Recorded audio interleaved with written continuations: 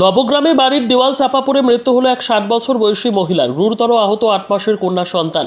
মুর্শিদাবাদ জেলার নবগ্রাম থানার রামানন্তপুর গ্রামে বাড়ির দেওয়াল পড়ে মৃত্যু হয় গঙ্গাদাসী মণ্ডল নামের 60 বছরের মহিলার। গুরুতর আহত এক 8 মাসের কন্যা সন্তান।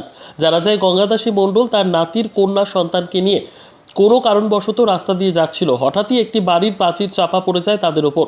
ওখানেই মৃত্যু হয় গঙ্গাদাসী মণ্ডলের। স্থানীয়রা তড়িঘড়ি গঙ্গাদাসী মণ্ডল ও 8 মাসের কন্যা সন্তান প্রিয়াঙ্কা মণ্ডলকে উদ্ধার করে 8 মাসের কন্যা সন্তান প্রিয়াঙ্কা মণ্ডল গুরুতর আহত থাকায় তাকে বহরমপুর মেডিকেল হাসপাতালে নিয়ে যাওয়া হয়। গঙ্গাদাসী মণ্ডলের মৃতদেহ উদ্ধার করে নিয়ে আসে নবগ্রাম থানার পুলিশ। এই মর্মান্তিক ঘটনায় শোকের ছায়া এলাকার মানুষজন সহ পরিবারের ওপর। ব্যুরো রিপোর্ট, দিনরাত স্টার নিউজ। ছেলেটা আগেই বলা ছিল যে হাসপাতালে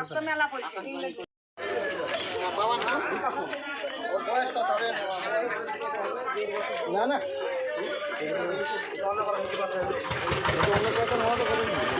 1 বছর 2 মাস।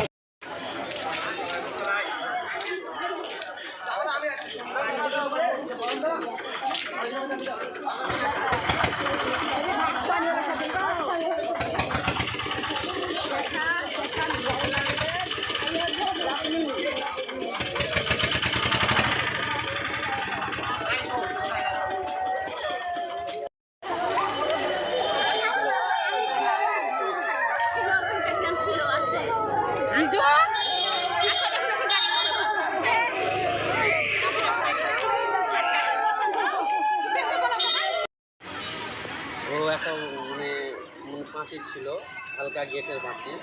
সে পাঁচিরটা পড়ে গেছে, আর ওই মেয়েটা বারবার যাওয়া আসা করছিল আজকে ওখানে। তাছাড়া আমরা ওখানে ডাক মারছিলাম সবাই মিলে, যে আমরা কান্না শুনে ছুটে আসি চেঁচামেচি। কতজনের ক্ষতি হয়েছে?